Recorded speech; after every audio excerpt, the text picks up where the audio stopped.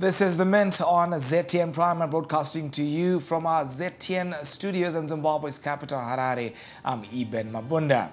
Now, coming up on The Mint, the African Continental Free Trade Area Secretariat, together with the government of Rwanda, hosted the second edition of the AFCFTA Business Forum, branded BIASHARA AFRIKA 2024.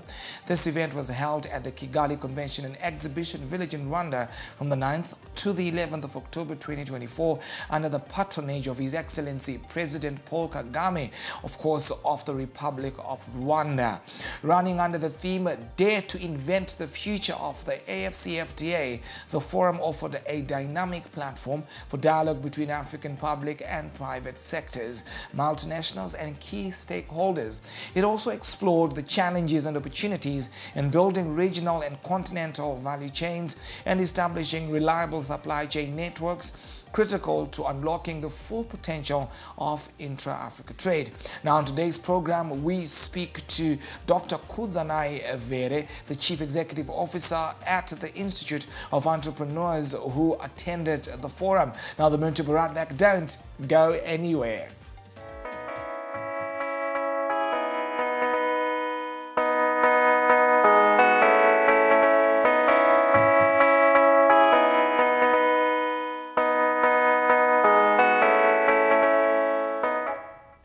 Welcome back to The Mint. We're coming to you from our rooftop studios in Zimbabwe's capital, Harare, and I am Eben Mabunda. I'm now joined in studio by Dr. Kudzanai Vere, the Chief Executive at the Institute of Entrepreneurs, who attended a forum on the AFCFTA in Rwanda, Kigali, courtesy, of course, of the African Continental Free Trade Area, in consonance with the government of Rwanda. Dr. Vere, hello, welcome back to Harare, and thank you for joining us on The Mint.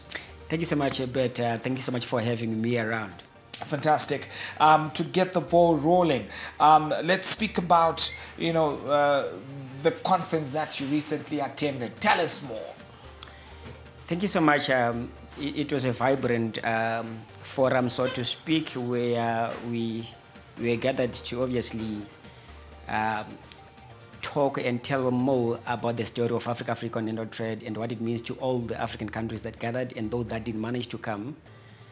I was privileged to be part of that conversation because for me, the conversation is a great conversation to have, especially here in Zimbabwe also post the conference, because it stimulated minds on, it exposed also every country that attended on the state of their preparedness to trade on that regional bloc. Because before we trade, the first question that every country must ask itself is, are we prepared to onboard or to get ourselves on the platform or on the intra-trade? Because we can't trade what we don't have. So countries must start by taking stock of the businesses that are within themselves and see the quality of output that they are producing. And I'm also happy that the Ministry of Industry around is coming up with quality forums so that they can also monitor the quality of products that are being produced almost within our country, because you can't extend those to other countries if the quality is substandard. Those dynamics are also key and topical when it comes to trade. And indeed, there was a convergence of minds, different organizations coming to the BIASHARA conference to exchange and cross-pollinate on the number one, state of preparedness. Number two, on the trade dynamics and mechanisms, because when you talk about trade, there are the issues of cross-border payments, the digital platforms, how are we going to access each other in terms of that trade. Topical among the issues were also the issues of digital payment and the issues of quality and conformity assessments, among other issues. Right. What were the key outcomes from the event? The key outcomes from the event were, number one, especially the issue of how, once we have produced, how are we going to connect or transport our products to the customer or to the other country, issue of transportation. And the outcome, or the key outcome on that point or issue, is we need to invest more on rail than ever before, because it's cheaper. Because these other modes of transport, especially the long, in Zimbabwe here we call them magonyet. I don't know what's the haulage trucks. Yes. You know, the haulage trucks is expensive, number one.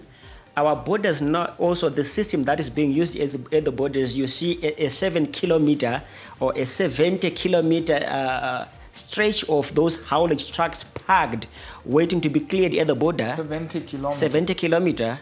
Yeah, 70 kilometers covered by trucks, waiting to be cleared at the border. Not only the Zimbabwean border, but also other borders, they're experiencing the same issue. So, if we then invest in those rail, it's cheaper and faster at the same time, because there is no way that they can be stopped by the by the what do you call it, by the border post, and making sure that all those other procedures are done. And the other aspect is the issue of quality of the products that are being obviously traded across borders must be consistent with the stated standards expected. All right. Now let's move on to another subject. You, of course, wear many hats, and you represent the interests of entrepreneurs from Zimbabwe as well as beyond. May you speak to us about some of the linkages that you were able to establish in the process of attending this conference? So let me tell you the truth. For our institution, this conference was great. As the CEO of Institute of Entrepreneurs Zimbabwe, yes, I managed to represent our institution. But as the regional director for Center for Business and Entrepreneurship Development, which we are going to obviously establish offices and chapters in all the African countries, it was an opportunity to then also see how best we as an organization can get into those spaces, looking at the registration requirements, so that we can collectively lift up the entrepreneurship and business revolution that we are driving. That also necessitates cross-pollination and learning from those countries who are doing better. You know, the East Africa, they are doing very well. And if we are represented there now as an institution, we will also learn how they are doing it and bring it also to Zimbabwe and other African countries, which are also part of our institution. Right. You mentioned something very important about the progress that's taking place in East Africa. From an entrepreneur perspective, what is it that East Africa or East African countries are doing that you believe would be important to an economy like Zimbabwe? I would be very frank on that one, you know, East Africa is great in terms of their advancement, in terms of obviously appreciating business. The reason is they had a quicker mindset shift towards production and obviously trading than some of us here in Southern Africa. And there is more political buy-in. They put business before politics. Because if we politic without a strong business grounding or foundation, every politics must be supported by financial muscles, whose financial muscles can only be built once we start by making sure that the business aspect is up and running. Right. We need to really come up with deliberate moves and structures that support the entrepreneur out there. Let me also speak into this aspect of formalization, because in Zimbabwe here we do have, obviously we have commented on we must applaud the Zimbabwean government obviously through the office of the president for enabling the registrar to have it's almost a seamless online registration system where you will be getting your certificate of incorporation in less than 2 days, everything being equal. But if you go to Rwanda, company registration is done free of charge and online as well. Why? And it takes place within 6 hours. Within 6 hours, you'll be having your documents ready. I think we need to also to adopt that as Zimbabwe, because we do have some campaigns to have those SMEs formalized. So we are pushing on the formalization agenda, but these guys are also constricted in terms of their finances to register. If we can also have that one free of charge, they formalize, we take stock of what is happening and who is doing it where. Once we do that now, we then build capacity as we are doing as Institute of Entrepreneurs Zimbabwe, getting into those spaces and making sure that those who are passionate about driving the economy forward in terms of starting their own businesses are capacitated with cutting-edge entrepreneurship skills, which can be exploited now within their spaces to come up with tangible, flourishing, and successful businesses, which are then able to trade with other African countries. Right. While at that,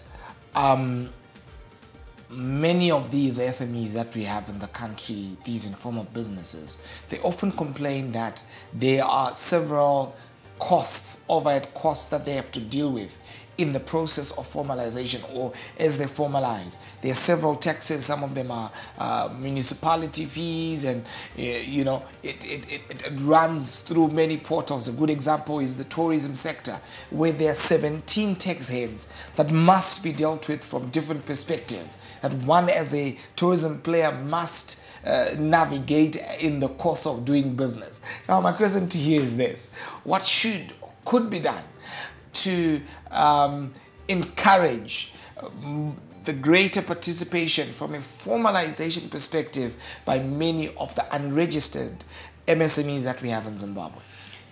That's a powerful question that you have just posed, and I'll speak into it this way. In as much as we have some efforts towards enabling the formalization structures and systems, we still fall short. Let me start it off from the registration process. If you go to South Africa, for example, company registration, it's the same process as South Africa Revenue Authority registration. It's a once-off thing. You get your company documents, you get your South African Revenue Authority number as well. Right. One way. You don't get these documents, you then input them into another system and stuff. Okay. It's just one way vetted. We also encourage our systems to do that. And on the tax aspects that we have just talked about, that a lot of tax is on this person, what we need to do is to cluster these people. Right. We must not levy the same tax to a startup, someone who have just registered today. We just obviously hammer them with all those huge requirements. Mm-hmm. It's obviously discouraging in a way. Those that are coming up, in as much as they must understand that there are these taxes that they need to pay, they must be given some period to then be eligible to those or participate in those. That will then encourage them. And more so, we need to streamline some of those taxes and obligations, especially to those that are still starting up. Because let me just use the analog of a child.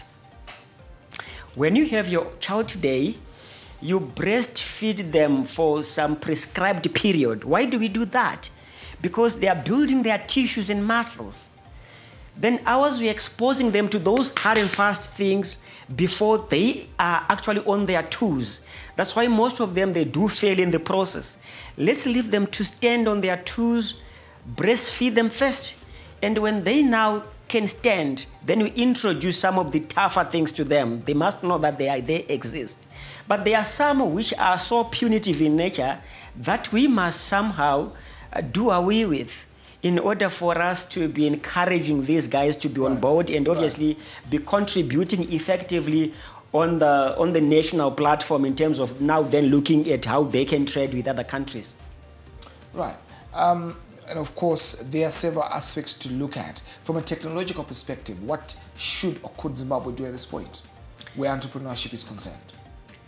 I think our Minister or Ministry of ICT must take, I think, a leading role in making sure that those small and medium enterprise players, they also embrace technology in all its aspects. You go to some spaces, you still see some using the manual books, even writing receipts, which is too punitive, which is too, I think, retrogressive In a way, because number one, there is no operational efficiency. I can't be waiting for my 100 or 20 items to be written manually like this. Right. So I think it also goes to the Ministry of Micro, Small and Medium Enterprises on their definition of a small and medium enterprises. There are boxes, I think, that must be ticked to qualify to be in that category. You must be having, obviously, every small and medium enterprise must have an ERP system. Do you know that there are small POS machines that can be, in fact, they are now putting software on mobile phones connected to a printer. You must have your record. That promotes record keeping. I think on the entry and local authority registration to be given an operating license, those are the things that must be checked whether they are in place. I think that's a very good checking point, especially working with the local authorities. If you want to register to operate a shop, do you have at least a point of sale system in place so that you can obviously promote efficiency? And as well as not without necessarily going to those high-tech issues where now you are now going to be marketing digitally and obviously accepting payments or from obviously online platforms. And what I liked about Rwanda and other East African countries, if you go in our Mbaremsika there, they don't accept Visa card. They don't have that facility to accept payment from international clients, and yet we want to get into the intra-Africa trade. When someone comes from wherever, they want to import something from Bari and they have a swipe card, their Visa card, and they can't buy because the guy is not prepared. I'm speaking to the digital aspect you are mentioning about. And it also augurs well into the payment system. So are you saying that in Rwanda, they have these facilities that accept Visa card payments? I bought 5 shirts in some shops as good as Mbare this side. Using a Visa card. In downtown? In downtown. Rwanda, Kigali. Rwanda, Kigali. Just as our Kagui Street and the other part of Harare. Cameroon down that side, yes. Right. Embracing that, indeed, there are customers, clients who can be coming from outside the country. How can they pay? And obviously, that's something that we as an economy would need to be looking into. We are in conversation with Dr. Kudzanai Vere, of course, in all matters affecting entrepreneurship and just how we as an economy and how we as a continent can leapfrog to the next level. The men to be right back. Don't go anywhere.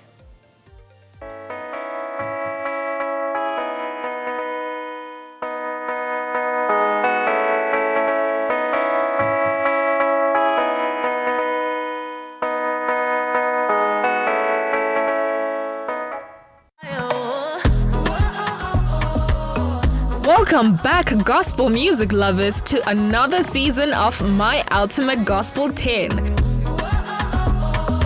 Your ultimate destination for soul-stirring melodies and inspirational stories. Might prepare me for a good day. God is faithful because He's holy. Like, wow, this is beautiful. Each week, they'll be revealing their top 10 gospel songs. Meet Miss Becky K, the dynamic and passionate new presenter for Season 3. If you are ready, let's get into My Ultimate Gospel 10. Premiering soon, only on ZTN Prime. Stay tuned and let the music uplift your soul.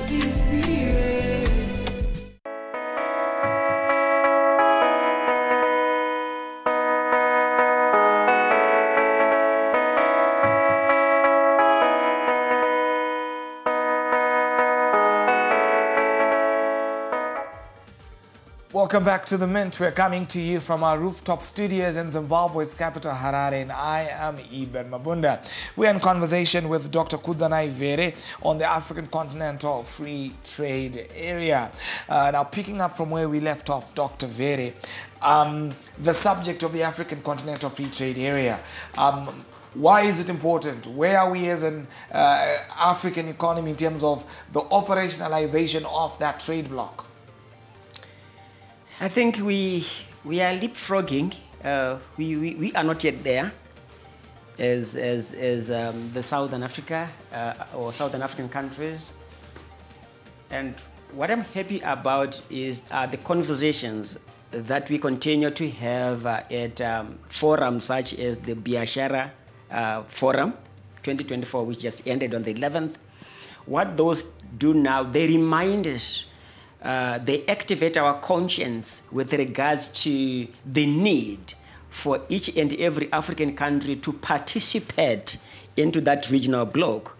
What I can safely say is there is a Nigerian company, I think first in Nigeria, which got the license to be exporting their products locally made into other African countries. To us, that was a very good milestone. And what came out also out of that were signing off of MOUs between some African companies, obviously doing trade together. But, well, those are still very few as compared to where we must be now as countries in terms of implementing that Africa Continental Free Trade Agreement. It's one thing, my friend, to have an agreement, and it's yet another different thing to have it operationalized. My philosophy has always been for all these African countries which appended their signatures on that particular trade bloc to introspect and ask themselves critical questions. Do we know what we have as a country in terms of skills, in terms of resource endowments? It's one thing to then say, yes, we have got diamond, we have got gold, we have got platinum. At what stage are we taking our whatever mineral or whatever agricultural output to? Because we must develop muscles to process our agri products into finished goods or finished products to export, rather than then selling. What that will do is it will also activate our capacity to earn foreign currency. Let me give you an example.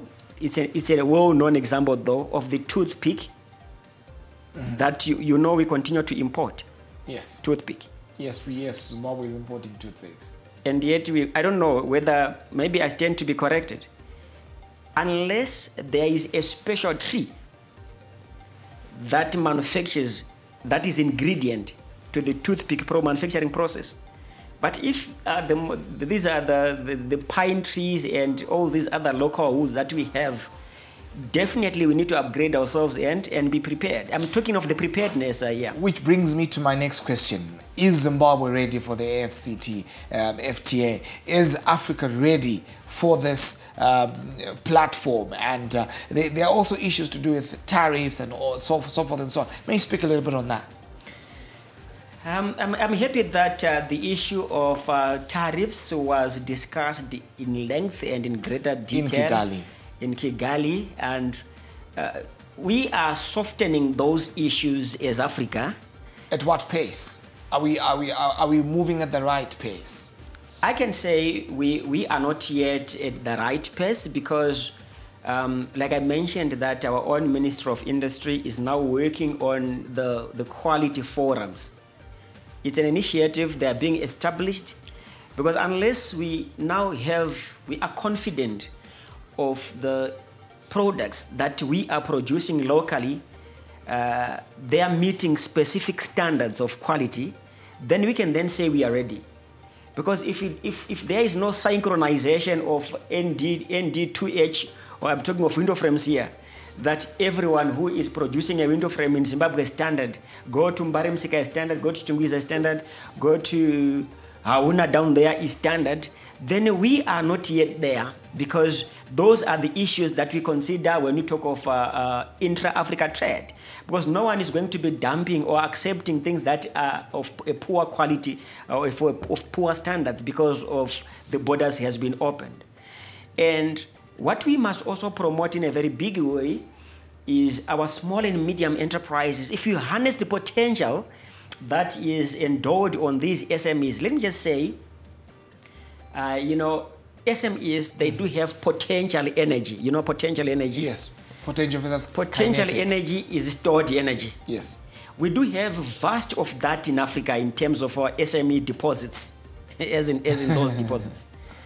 What needs to happen now are institutions, deliberate, such as Institute of Entrepreneurs Zimbabwe and others.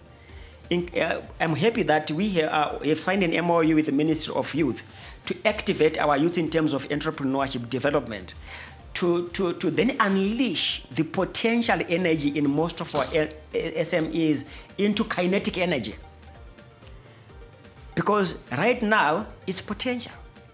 They are just doing peasantry and subsistent things. Right, and with much ground to be covered. I want us to move to another subject.